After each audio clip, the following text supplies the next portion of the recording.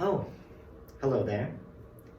I just haven't seen anyone in such a long time because of these social distancing guidelines that you just sort of surprised me. Well, regardless, my name is Alexi, and you caught me at a good time because I was working on some discrete mathematics. Oh, you say you're enrolled in discrete math this semester.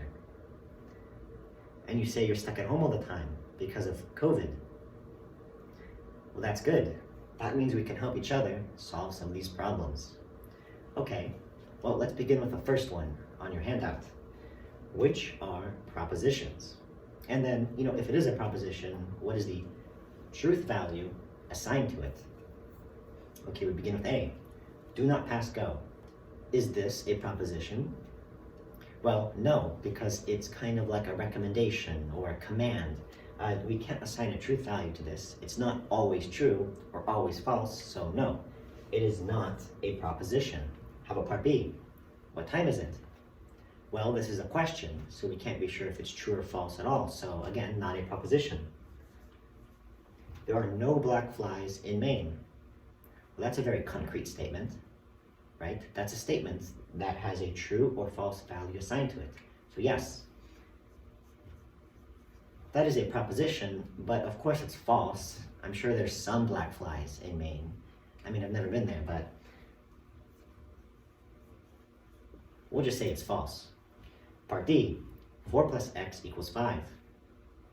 Well, this has a variable in it, so at sometimes it might be true and at sometimes it might be false based on whatever x is. So no, not a proposition. The moon is made of green cheese. A very concrete statement, but is unfortunately false. So it is a proposition that is false. Part F, 2 to the power of n is greater than or equal to 100.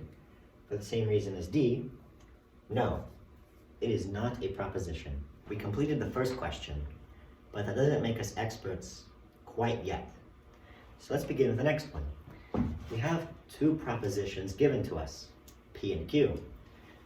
P represents the statement, I bought a lottery ticket, while Q represents the statement, I won the $1 million jackpot. And this question wants us to represent the following in English. Okay, so with part A, we have this symbol in front of the P. This represents not, or the negation of. So we have the negation of P. And what is the negation of P? I did not buy a lottery ticket. Okay, now part B. We have P, and then a V, and then a Q. Now that V is actually the OR operator. So we're really saying P or Q. That is either or. So if we were to represent this in English, we would say, I bought a lottery ticket, or I won the $1 million jackpot. Part C, we have P, and then right-facing arrow Q. Now what this means is that P implies Q. Now we can keep it really simple and just say, if P, then Q. That is to say that the truth of P guarantees the truth of Q. We can write it out like this. Now we have it written out in English. Remember, after the if statement, we have I bought a ticket, and this is represented by P. I won the jackpot is represented by the preposition Q. There are many ways to write out an implication in English. We could have also said whenever, or just simply when. Whenever I bought a ticket, then I won the jackpot. We could also write it out in terms of necessity. For P, it is necessary that Q.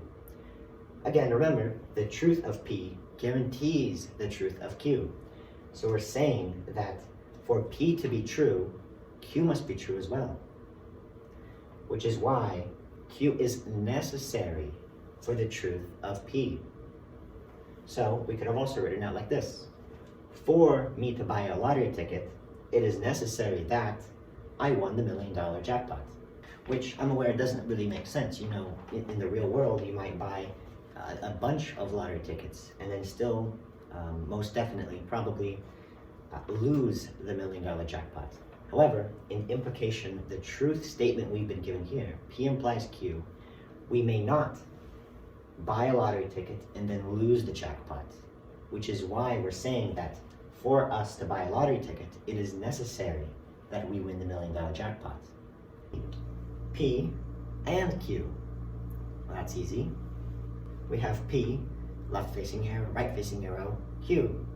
This is a bind condition, which means that P implies Q and also that Q implies P. We can write this out in a few ways. We could say P if and only if Q, that is to say I bought a lottery ticket if and only if I won the jackpot. But we could also write it out in terms of necessity and sufficiency. Let's do it the second way. Buying a ticket is necessary and sufficient for winning the jackpot. What this means is that they are either both true or both false. There is no other option.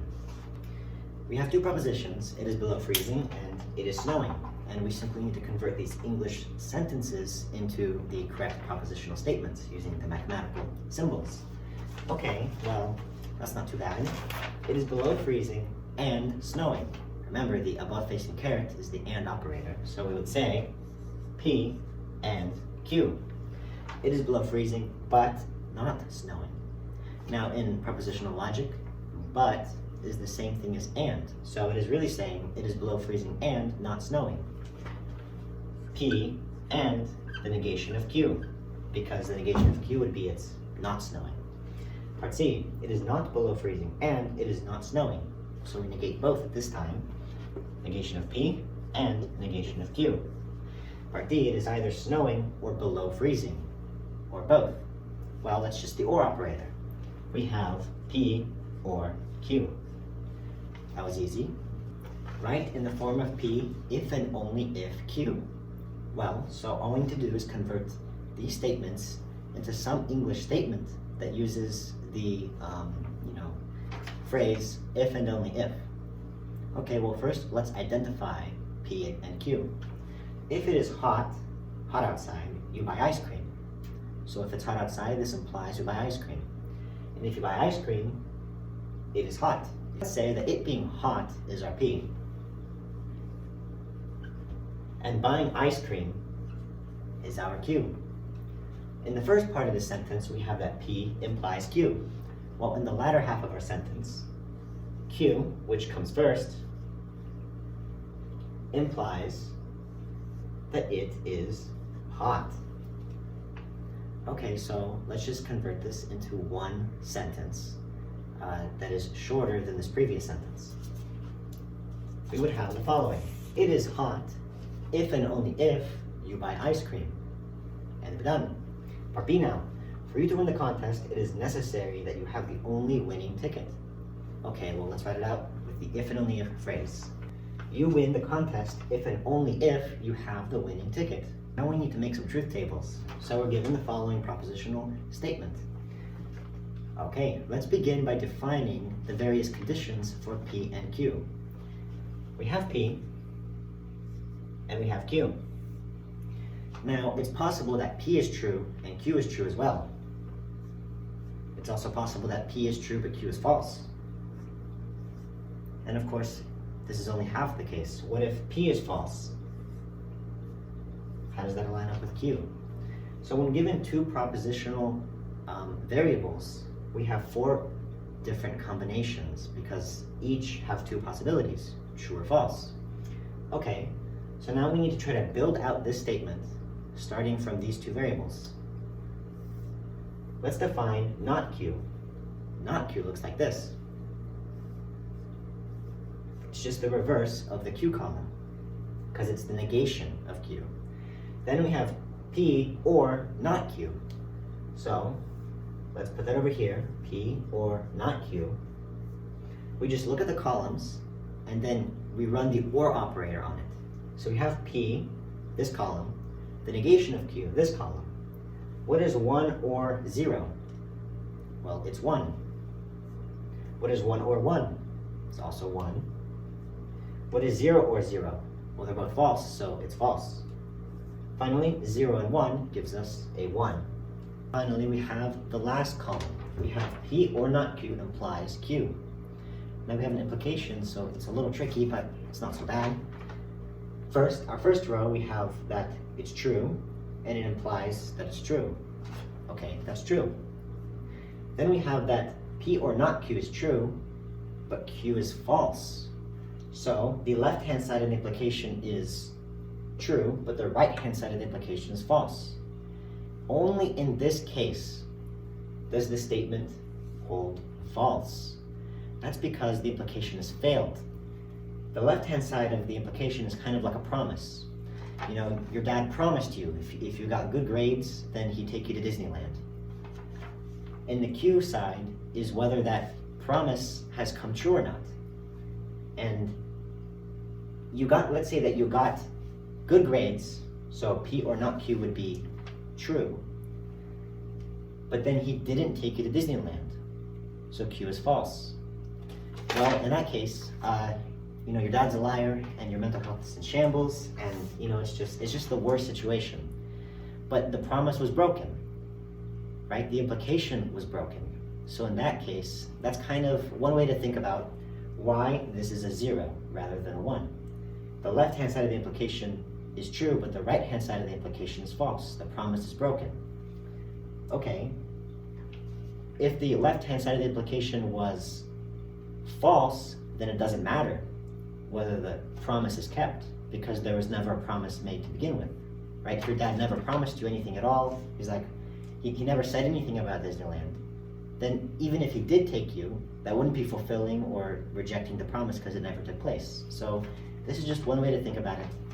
You can think of the implication as kind of a promise that's kept or neglected, and anyway, that's just one way to say it. Okay, then we have 0 and 1 here. Of course, promise was never made, so this is a 0. But then whatever happened on the right-hand side is true, so this would be a 1. The implication holds. Finally, P or not Q is true, but Q is false. Again, this is the only case where the implication fails. So another 0, and we're done. We have our P and our Q column. Let's do P or Q first. Well, we have that as long as one of the numbers or truth values is true, then this will be true as well. So this is true, true, true, and false. P and Q. This requires both truth values to be true. This is true, false, false, and false. Only on the first row are P and Q both true. Finally, we have that P or Q implies P and Q. So we look at the respective columns here. This column should imply this column. 1, where true implies true, implication holds. True implies false. Oh, the promise is broken, so it fails. True implies false, again it fails. And false implies false. The implication holds because a promise was never made.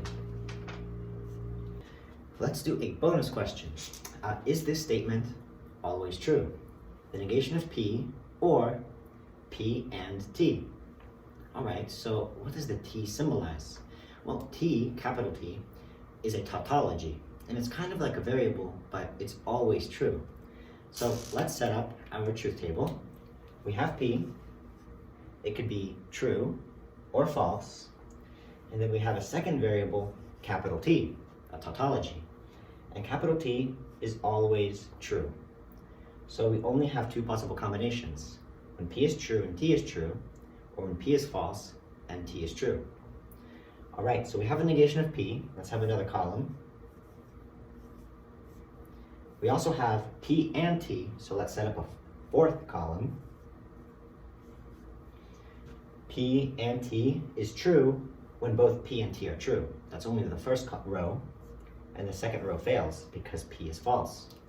Finally, let's put it all together. We have not P or P and T. So we only look at 2 columns here. We look at the negation of P and we look at P and T, and we perform the OR operator on them. So it'll be 1 here when either the negation of P is 1 or P and T is 1. So let's look at this row. One of them is a 1, so it passes. One of them is true. Same here. The negation of P is true, but P and T is false, but we only need 1 to hold true for the final column to hold true as well. So we see that we have a full column of 1s. So this statement is always true logically, which means we have their answer to the original question. Is this statement always true? The answer is yes. We want to convert these sentences into the following propositional logic statements.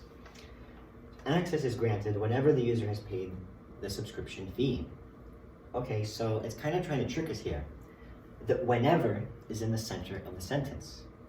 Whatever comes after whenever is the left-hand side of the implication. So whenever the user has paid the fee, then access is granted. See, it's kind of backwards. They're trying to trick us. But we're smarter than them. We know that's an implication. The user has paid the fee would be R. This implies access is granted. That's Q. And we're done. Part D. If the user has not entered a valid password but has paid, then access is granted. So we have another implication here. We know that because of the if, but we're going to have some negations as well as the and operator. If the user has not entered a valid password, that's a negation of P, but, and of course it's the same as and, has paid the fee, then this entire statement implies access is granted. I would just like to go over this very quickly. We have P and Q, and we have this English statement.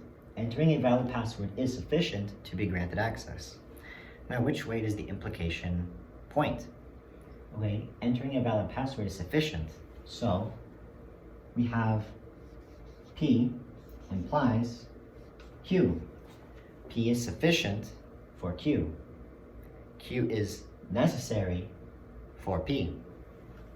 All right, so given this, what if instead we had written, or were given the question, entering a valid password is not sufficient to be granted access? We're going to have a negation somewhere, but where does it go? Well, the answer is that it goes around the entire implication. So we add parentheses and negate the entire implication as a whole. And this would satisfy the following English statement: not sufficient. Entering a valid password is not sufficient to be granted access. Let's have a bonus round.